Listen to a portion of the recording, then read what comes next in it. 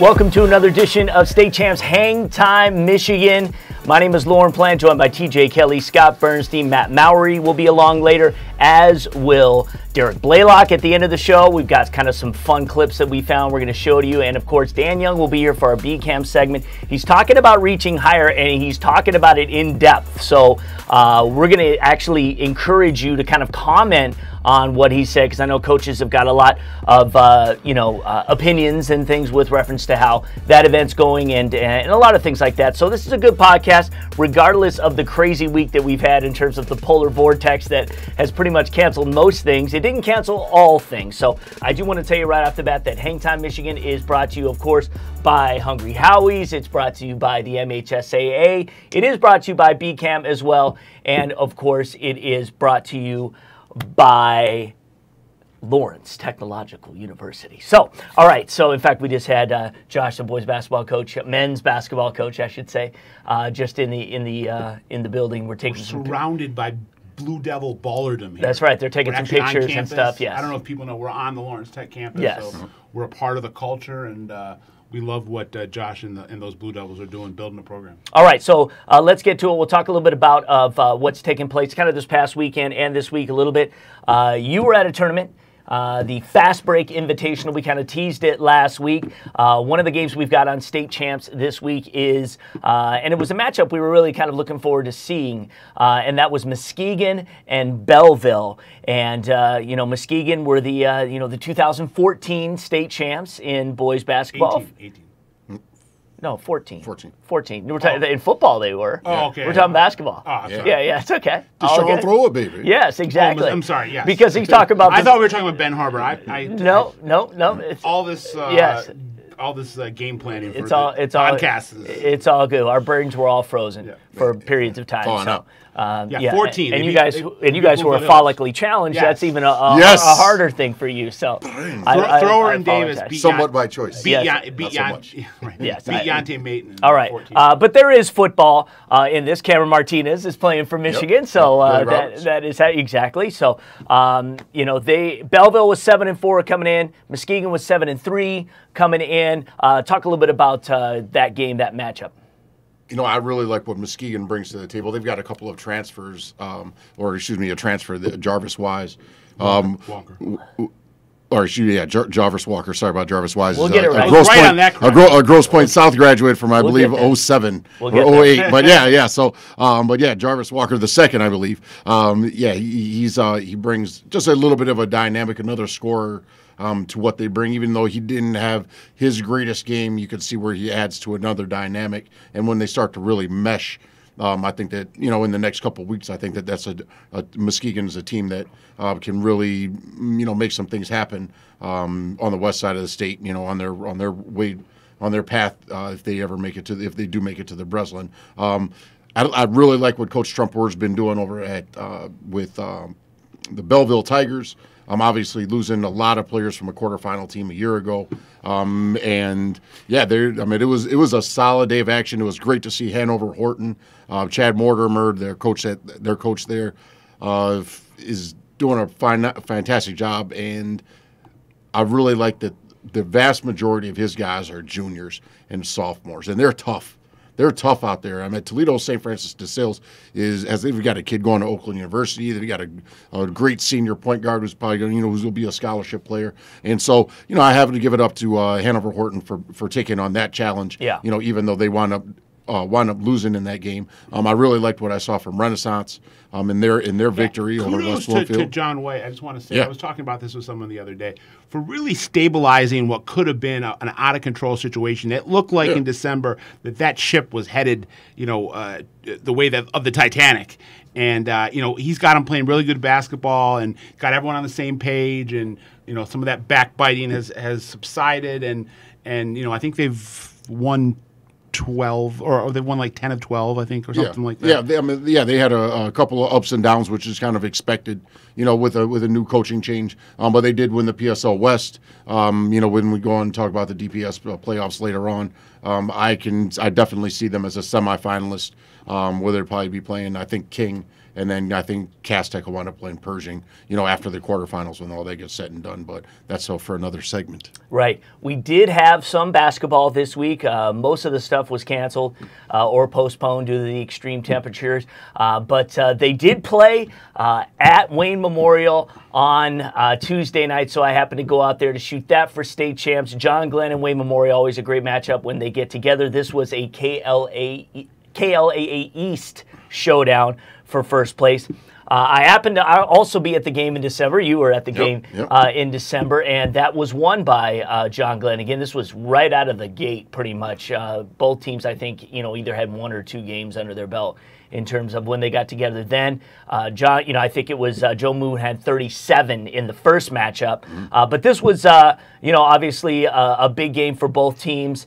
And Wayne came in 10-2 in first place. Again, the atmosphere was really electric. I do want to give props. It was really, it's fun when you have such a classic battle between point guards, and when you have Isaiah Lewis and Moneyball Moon and Moneyball Moon going at it, both giving nothing. Of course, the funny thing is, the intensity of competition. So before they're going to, turn the ball, where they're going to inbound the ball, of course, and they're all, up on each other and their arms are up, and they're but it's intense, and even in the huddle. Of the Glenn huddle, coach was telling Glenn, you're stronger to him, to Joe, because again, it's so intense. So it was a good battle of the point guards in this one. For Glenn, and the reason that they ended up winning this game, it was their supporting cast. Chad Stevens, it was Rennell Thrasher. Yeah, Rennell Thrasher had another good game. But Brendan Balco, who is like one of these guys. He's a grinder. Is that my guy with the goggles? Yeah, no, that's Stevens. Oh, my bad. Yeah. Stevens was hitting threes, and he was doing. Balco's just he looks like a football player. Looks like a lineman. Yeah, exactly. And just gave some great minutes when we saw him at Lawrence Tech at the Winter Jam. Yeah, had 9 rebounds in this one. Just working within the trees, doing what he had to do, able to outlet when possible, and actually had I believe it was somewhere in the ranking of like 10 points. So that was really the difference in the game. Glenn went up, Wayne came back, and Glenn, held it out. They were fouling Joe a lot, and they were hitting it at the free throw line. I do want to mention, right off the bat, that Joe Moon came in just 1 point shy of Nick Daniels' school career record. Nick Daniels at Oakland University had a really good career at OU. Yep. Ended up starting for the Golden Grizz. Yep, 1,170 points was the record coming in, and Joe broke that on his first bucket. He ended up having 23 on the game, and again, really making a case to put himself on the Mr. Basketball ballot. And maybe his recruiting in some ways might parallel Nick Daniels. I mean, Nick Daniels had a Division I offer pretty early on, and he committed to Oakland pretty early on, but he wasn't anyone that people were really talking about as someone that could really do damage at the next level, and ended up having a really good career, in the Horizon League.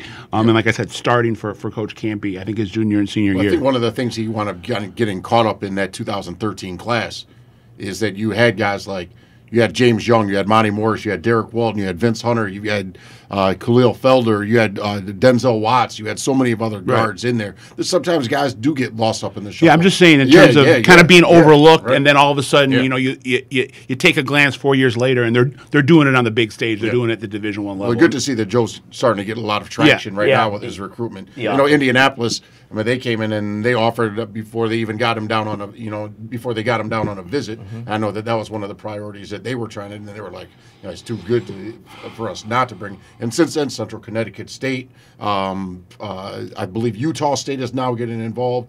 Did you say Hofstra? Hofstra, Hofstra is going to be in. So, where if he'll find a place, and I'm pretty confident that we'll have that same kind of conversation in another 4 or 5 years and talking about what a great college career. And I think the same goes for Isaiah Lewis. I think he's got some, and I think both those guys are going to have really good college. Two of the best the KLAA BCAA has to offer strong, right now. And yeah, fundamentally strong. Obviously lightning quick. Yeah, both Lewis and Moon. That's it. They're quick on the dribble and they're quick on their release. And they want the ball, no doubt about it. One of the games that's going to be happening this weekend. There's a whole thing happening at Grand Rapids Union this weekend. The Red Hawk Showcase, the fifth annual Red Hawk Showcase. Okay, so the Red Hawk Showcase. One of the games that we have definitely keyed on that we are going to make sure that we get highlights of, so that we have on state champs next week is going to be Imani Bates and Ypsilanti Lincoln taking on Benton Harbor, and that should be a really good Clash of the Titans. Bates versus Scooby Johnson and the defending champs over at Benton Harbor. Yeah, I mean, when I look at this event, you arguably got the best in 2020, the best in 2022 was 22. Scooby Johnson, Imani Bates, and then you look over and you see, all right, well, now we've got Grand Blanc that's playing later on in the day, and that's one of the best players in Ty Rogers.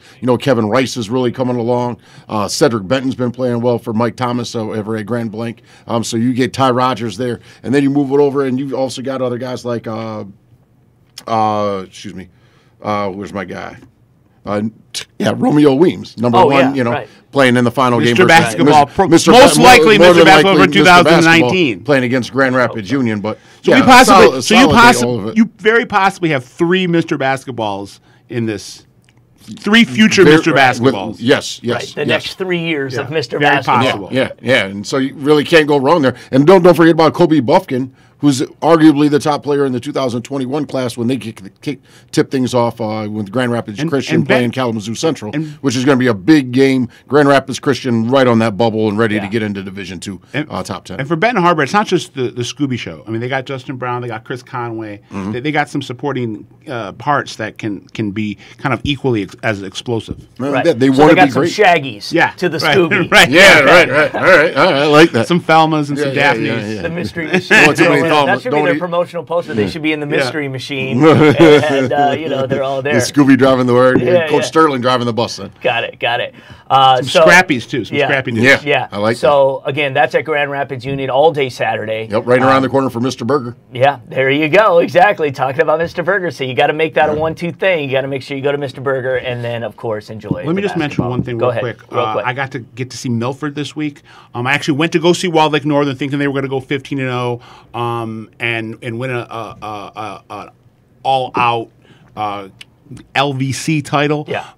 It turns out they're going to have to share it. Milford played spoiler, and I think this could foreshadow the possibility that maybe Milford's the team that comes out of Western Oakland County, comes out of that district.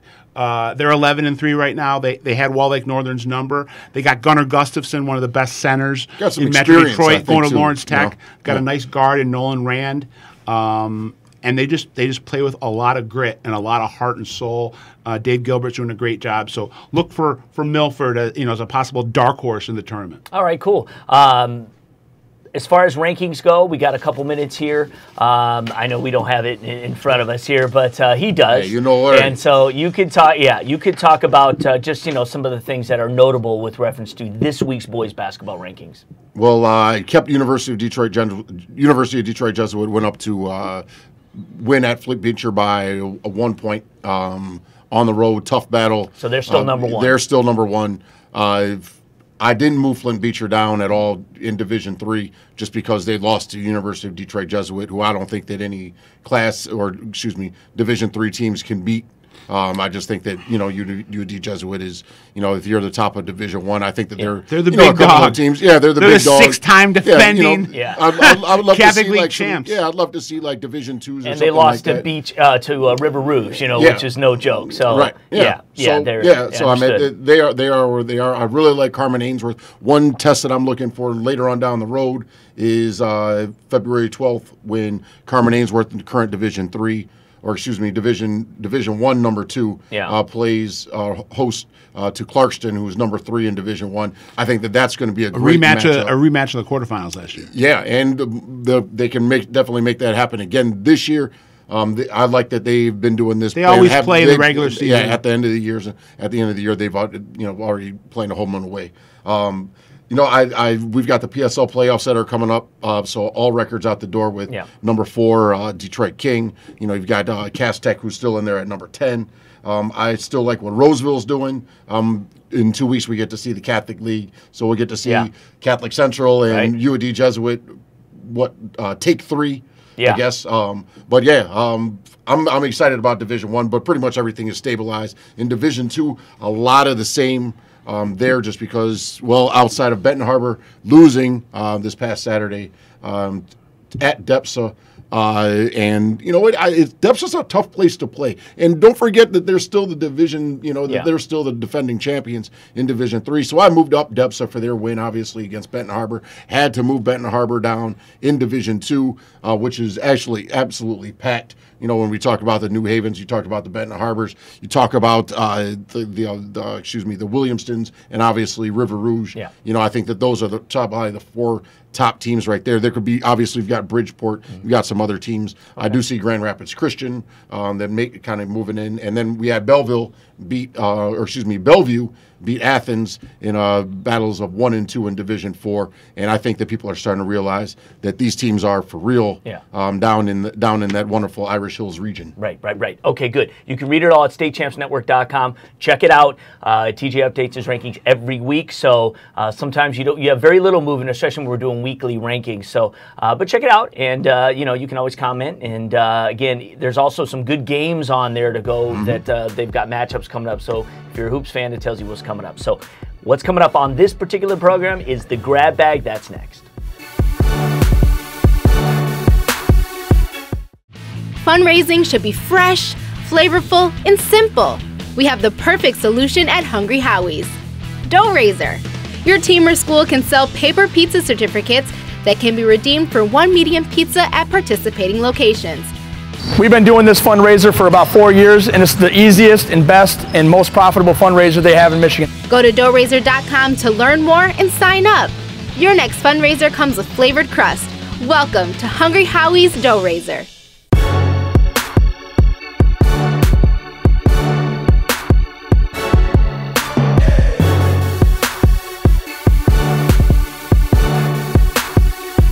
All right, welcome back to State Champs Hang Time. Michigan, TJ Scott still with me. This is the grab bag segment, topic each for the boys. And even though Scott kind of wraps a few individuals, that's why we call it the grab bag. But Scott, take it away. What do you got? So I did a blog on statechampsnetwork.com on my Bernie's Bites blog this week about unsung heroes, guys that are kind of, I call shadow balling across the MHSAA, guys maybe you aren't hearing about as much, but maybe you should. So I'm going to shout out a couple kids that I really like what I see from this year. Start with Nigel Colvin over at River Rouge, having a great season, kind of came out of nowhere, shooting the ball incredibly well and playing some great defense. And when you have that kind of combination of on both sides of the floor, you can do a lot of damage. And that team is just filled with depth and length and scoring ability and a group of veterans. And Nigel Colvin wasn't a huge factor in the last 2 runs to the Final Four, but this year he's playing really big. I love Ron Jeffrey over at New Haven, the Scottie Pippen to Romeo Weems' Michael Jordan. Jeffrey has been on the varsity for 4 years. I believe he started all 4 years, so he won a state championship as a starter, as a sophomore. And he's a guy that can, in the blink of an eye, get you 20. He does it slashing, he does it shooting, and he's a primetime performer, comes through in the clutch. Really like the counterpart to B. Artist White at Canton Vincent Sigmund. Another kid that is just thriving in the shadows of his more high-profile teammate, and really is just B. Artist White couldn't be doing what he's doing if Sigmund wasn't doing what he does on a game-in, game-out basis. I love the sophomore backcourt right now in Ann Arbor Huron. We talk a lot about this great sophomore class we have in the state of Michigan, but sometimes we don't talk about Julian Lewis and Devin Womack. Really nice dynamic duo out at Huron. Both guys can distribute, both guys can shoot it, both guys can kind of lead a team, quarterback a team. Love Keon Minifield at Beecher, playing besides Jalen Terry. You can kind of see a theme here. Guys that are, the running mates of superstars. And Minifield's been a real pleasant surprise as a kind of a do-everything gritty guard that comes in and can cause havoc when he gets in the lane. And then finally, shout out Jordan Montgomery at UD Jesuit. Just, if that roster is filled with guys that are probably going to go play Division I basketball or are going to play Division I basketball, and guys like Daniel Friday and Jalen Thomas, but Julian Dozier. But Jordan Montgomery is that quintessential glue guy that keeps everyone together, gives them great minutes. Occasionally can get into double figures, but is always going to play great defense and it's going to do all the little things you need to do to get wins. And then the last guy I'll shout out, Brian Taylor over at Edison, maybe the most.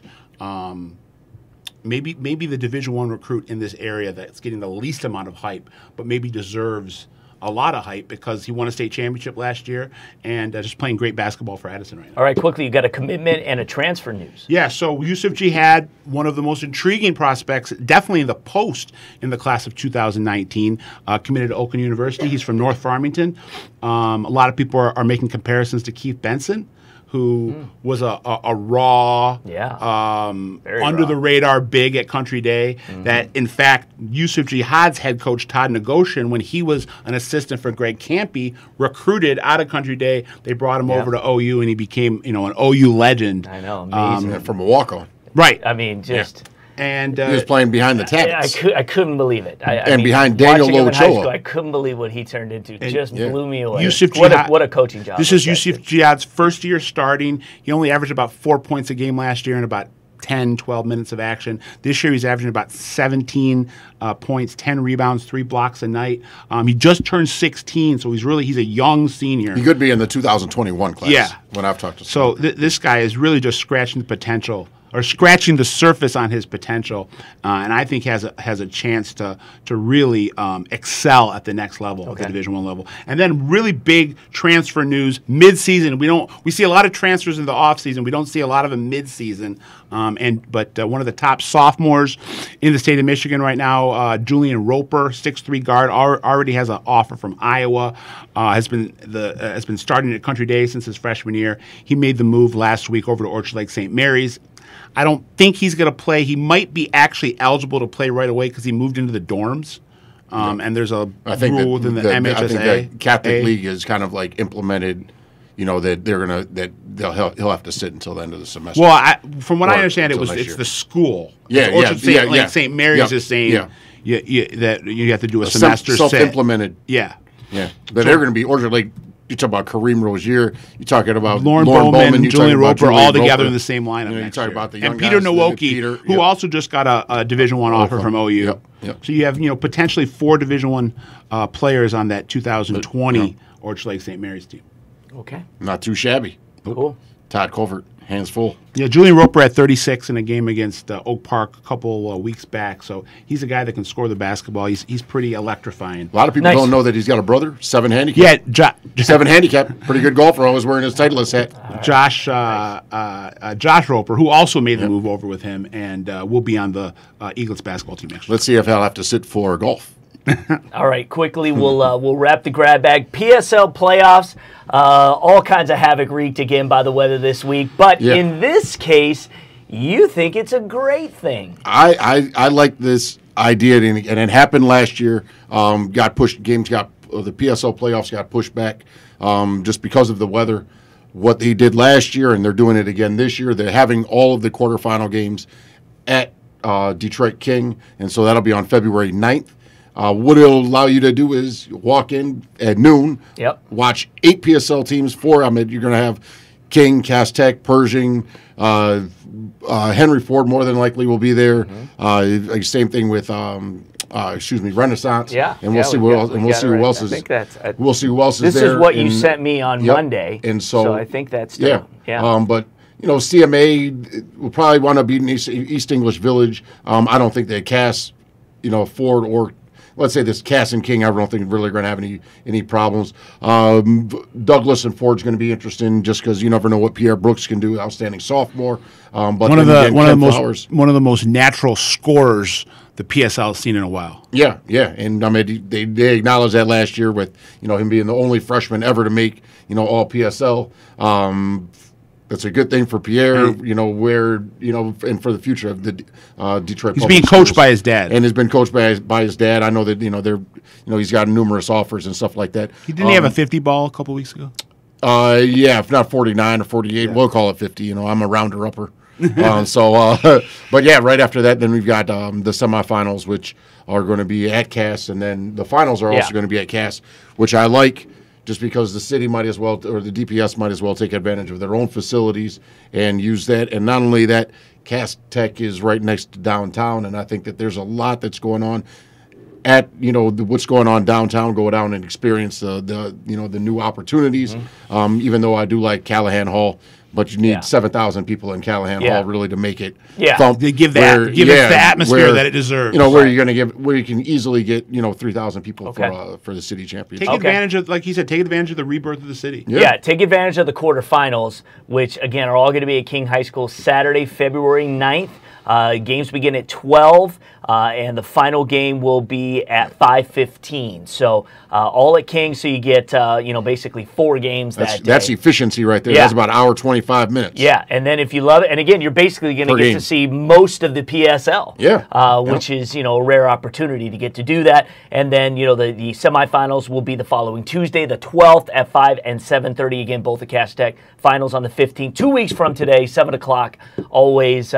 It's one of those things you could talk about for years to come. The history, the legacy behind the PSL championship. And so you've got the PSL finals on the 15th. Yeah. On the 16th, you've got Catholic League finals. Yeah. So that's a great weekend of basketball right there. And then after that, you've got Operation Friendship, right? And on Operation Friendship the following weekend. Yeah. So it's a great time to go watch. And I don't know where we're going to be playing that. I know Wayne State has hosted it recently. It's been in a few different places. Yeah. And this is the Catholic League champ versus the PSL champ. Yep. And I would use Cass again. Yeah. Just because I think that it's right there. I mean, if the only thing is just make sure you get there early so that you don't get caught up in any of the Pistons, Red Wings, or any other concerts. With the $30 parking or whatever they got. Right. Perhaps somebody should start a bike shawl business and transport people across the I-75 bridge. Quick prediction: who's going to win the PSL? I'll go with King. I'll take Cass. I think that let's say this. The ultimate prize will be played out in March, when they more than likely have to face each other for the state. But it's not too bad to have city championship bragging rights. Absolutely, I think King. I think it might be King this year. George Duke. Yeah, I can definitely see it. Had George in here, last week, and exuding confidence. Yeah, he was exuding confidence, and I mean, again, throw the records out the window. It's mano a mano, 1-on-1. They've both beaten each other this year. And Jordan Whitford is just a Sir Grind-a-Lot, a type of playmaker that's going to get it done when the game's on the line. You saw it against Cass Tech when he hit the game winner. Yeah. And I think he'll be a real X factor in the postseason. Who do you think, just looking at it quickly, who do you think's got the more difficult road to get there? Who's going to have to play tougher games? I think King's got the more difficult road just because Derek McDowell, just being one of the senior coaches amongst the state title, state champion when he won with Western a few years ago. Right. Even playing Ken Flowers with Henry Ford, so he's got to go against 2 state championship coaches, and Henry Ford, they've got some transfers who are also going to help them. Cass, on the other hand, not so tough. I mean, they've got they're the number 1 seed, and their path is, let's say this, they got to play. Yeah, come on, man. No. I'm just saying. There's nothing wrong with Joy Road in Southfield, Right. But got it. Yeah. So. Yeah. Okay. So hey, Carter and sometimes if you're battling, if you're in that intensely. playoff mode and you're beating good teams, that momentum's gonna carry you. Whereas maybe you didn't have that challenge. True.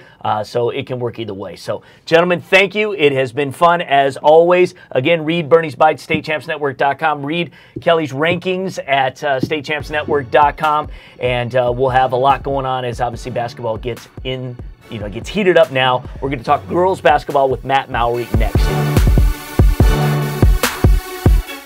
Coaching basketball is a rewarding and challenging pursuit, but you don't have to do it alone. The Basketball Coaches Association of Michigan are here to support you. BCAM is the largest coaches association in the country with nearly 6,000 members representing college, high school, and middle school ranks.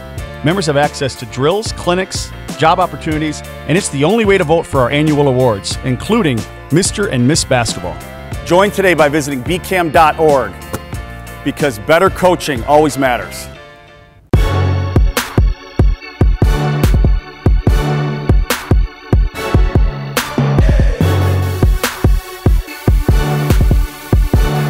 All right, welcome back. It's time now to talk girls basketball, and to do that, we always bring in our digital managing editor, Matt Mowry. And like we've been talking about earlier, this has been a weird week for everyone. And so, but there were some games played. We do have girls basketball on the show this week. We were able to catch up with a matchup in the OAA Blue. That was Rochester and Birmingham. Seaholm Rochester came out on top in that one. Really kind of an interesting team. I know you saw them at the Crosstown Showdown at the Arena last week, and they're winless outside of their division, but they're undefeated in their division. Sure. Yeah, and the OAA Blue is the third tier. There's the red, white, and then the blue. Right. And they've been up in the white for the last couple of years and really struggled, and they bumped down into the blue. They have a new old coach in Jeff Haney, who was their longtime coach. Yep. And that's a program that's had, historically, when you look back in the 80s and 90s, lots of really, really, really good players, lots of really, really, really good teams. Even when he was coaching in the 2000s. Absolutely. They had some really, really good teams, and he's the golf coach over there, too. Yeah, he's a good dude. Yeah, and he took some time off from being the head coach of the girls basketball program, kind of to watch his own kids, you know, play and grow. And now... Yeah, and now he's back as the head coach, and it's been kind of a struggle over the last 6-8 years for that program, really, because they've kind of been one of the teams that was maybe closer to the top of the white, then slid kind of down through the white, and then now down into the blue. As you mentioned, winless outside, and one of the games I saw for them was outside the division, but it was a very meaningful outside the division game in that it was the Crosstown Showdown against Stony Creek. Stony Creek was playing in the showdown for the first time. That had always been Rochester versus Rochester Adams, right. and Stony kind of went, hey, we're part of this city too, so we would like to play in this. Yes. So this was the first time that the boys and girls had gotten to play in it, and the Stony girls, who are up in the red, kind of a mid-division team there, did win that game, and they kind of pulled away in the second half. They caused just a boatload of turnovers, and Jeff Haney said, we knew coming into the season that was going to be one of our bugaboos, was handling the ball. It's going to take him probably a couple of years to kind of reestablish the program the way he kind of sees it being, and kind of get it back to where it was. That program has had some talent over the last couple of years. Yeah. I remember a couple of years ago, sometimes you have talent and you have no luck. I remember a couple of years ago, they went into the season with like 6 girls coming off knee surgeries, just, no luck at all. But it'll be interesting to see over the next couple of years. They look like they're tracking toward being able to win the blue this year, which that alone is just, that's a good pick-me-up for a program that's kind of trying to reestablish its identity. Yeah, they defeated Seaholm on Tuesday. You can watch those highlights on our social media platforms, statechampsnetwork.com, or, of course, on the television program, which will be Sunday at 9 a.m. on Fox Sports Detroit. Also on the website, you can read his coverage from the Crosstown Showdown. He was there, and he's got some good write-ups on that. Also at our website are his rankings. Yeah. And so those are up now. You got about 3 minutes. Give us the lowdown on what people should take note of.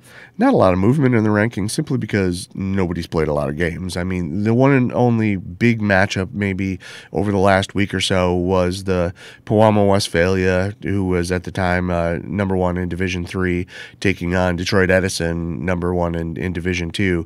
They kept it close, gave them a real good game, but in the end it ended up being a double-digit difference, and it was one of those where you hate to punish a team that plays a ranked team like that, and a behemoth, some would say, and you hate to, so I dropped them.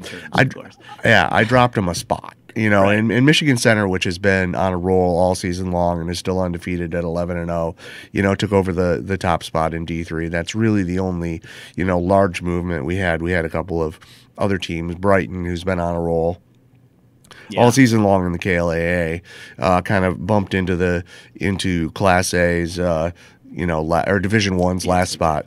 Still getting used to that. I know. They're 12-0 and 7-0 in the KLAA, and they bumped in when East Kentwood dropped out after losing to another They lost to Grand Haven, which is another D1 ranked team. So it wasn't certainly a bad loss, but it did give them 3 losses on the season.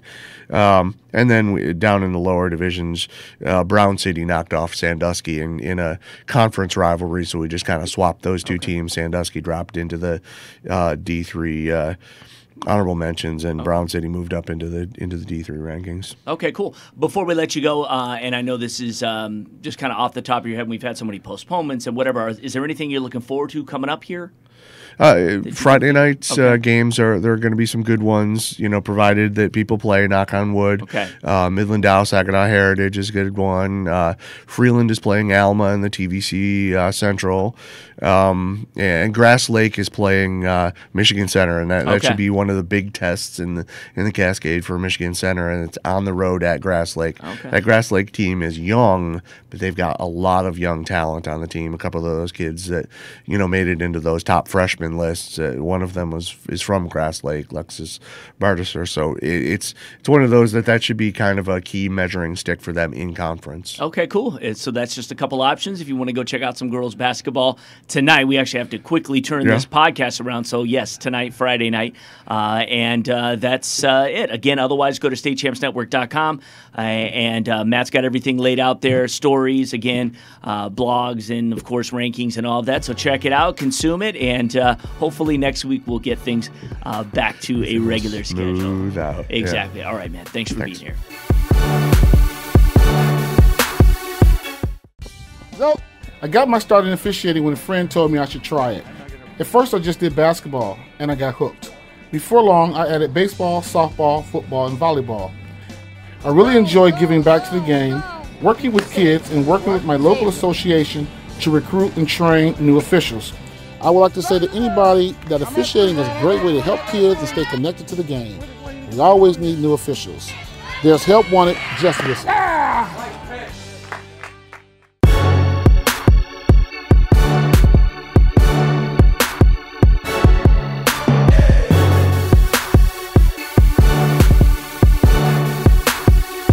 All right, welcome back to Hang Time. I have shifted positions. Dan Young is across from me. This is our BCAM segment as we are going to wrap up.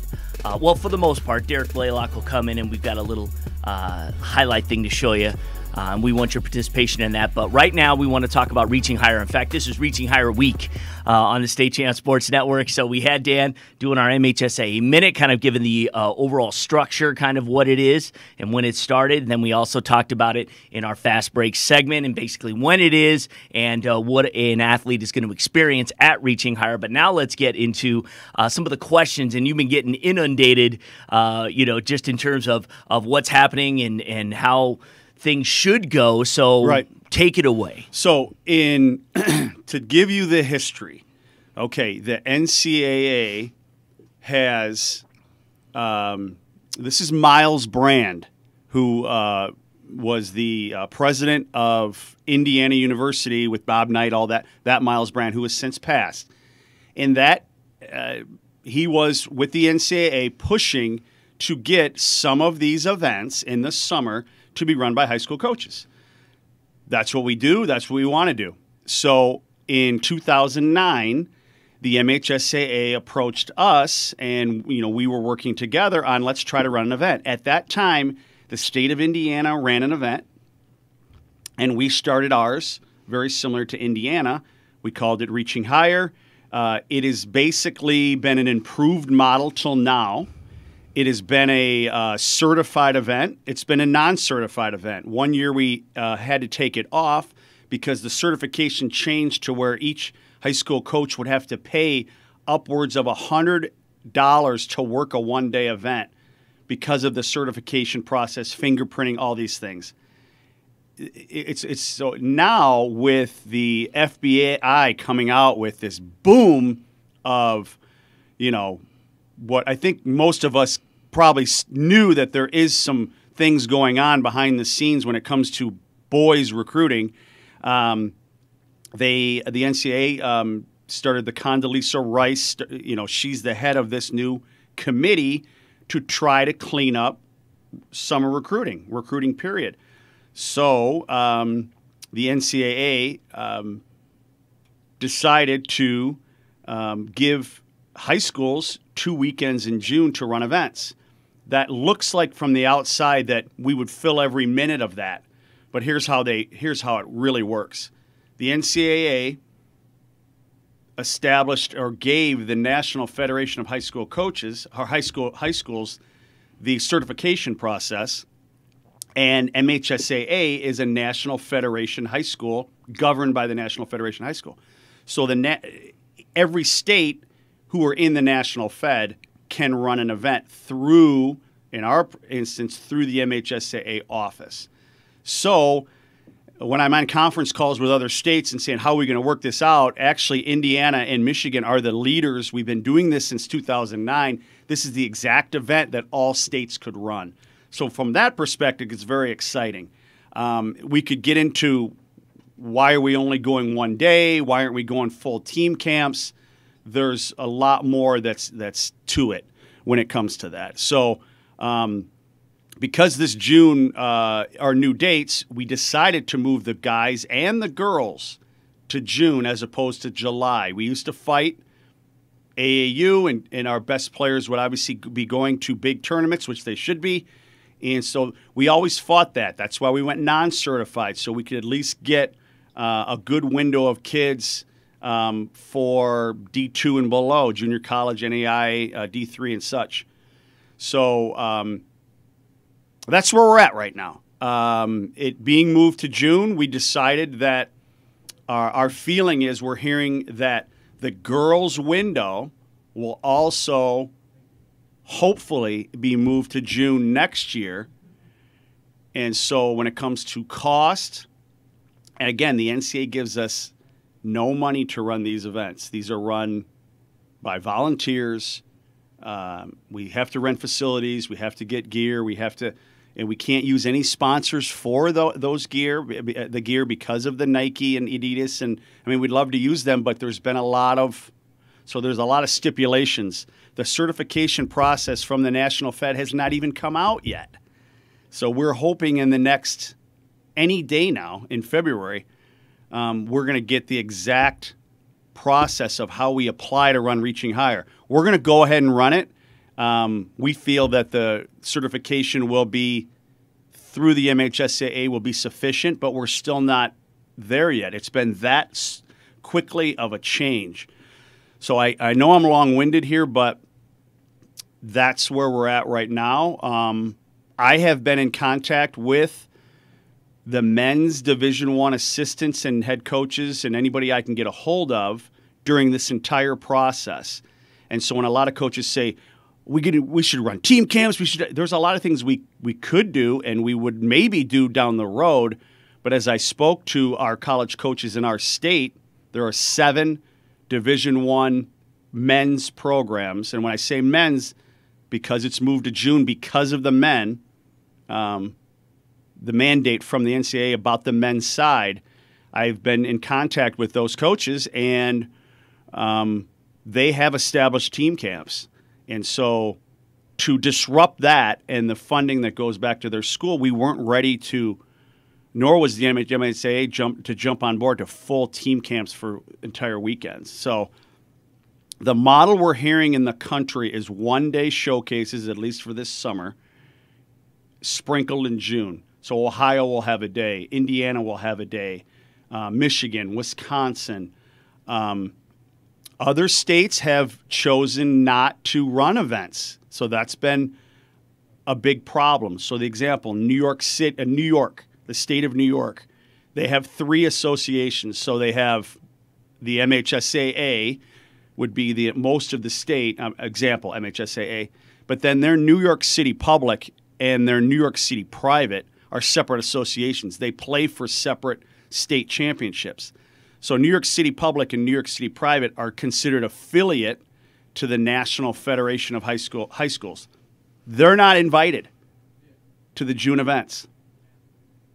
So can you, again, they don't get to come because they're not National Fed. As of right now, we are working. New York is meeting with the NCAA and saying New York City public kids deserve an opportunity to be in an event in June, as well as the suburban kids in New York. Texas is the same thing. North Carolina and South Carolina. The Zion Williamson kid, everybody knows about him. He's unbelievable.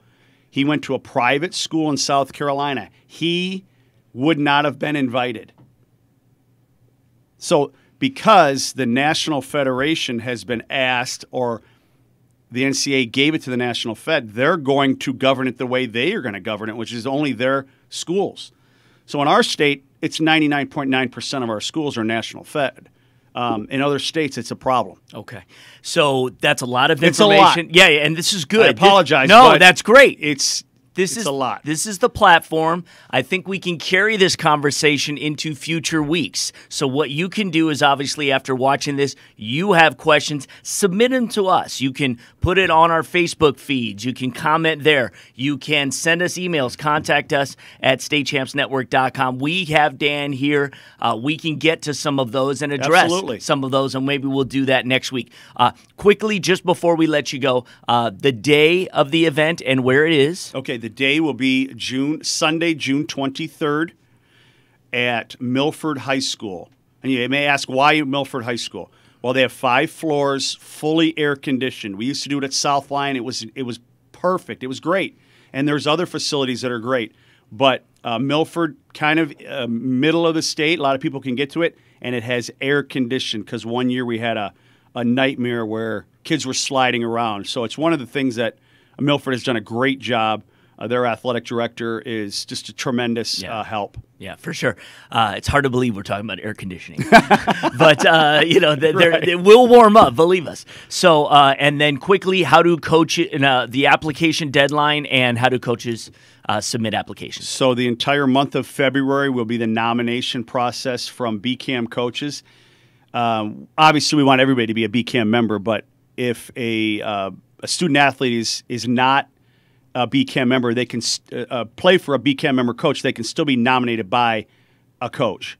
March 1st is the deadline. Okay, and we do have the BCAM registration deadline. Yes, February 15th is our last day. When it strikes midnight, we are done, no exceptions, and then we start all our awards process and nominating everybody for all the things that they do. All right, and there's a lot, and it's great. Go to bcam.org to check it out. Dan Young will be here next week. So thanks for doing this, and we'll just keep the conversation going. Appreciate it.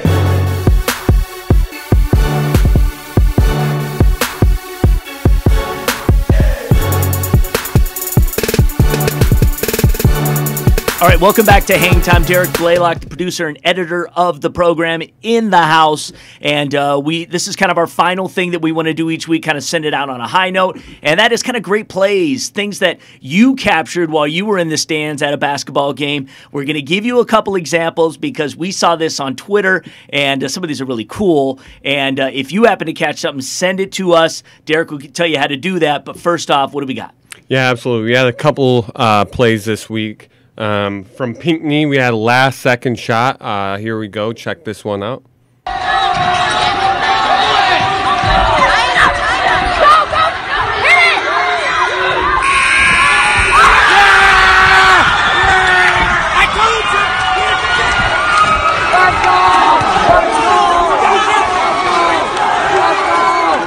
Nice. And then in Roseville, whoever they were playing went up for a 3 block. The guy went in for a dunk. Yeah, check it out. This is high flying.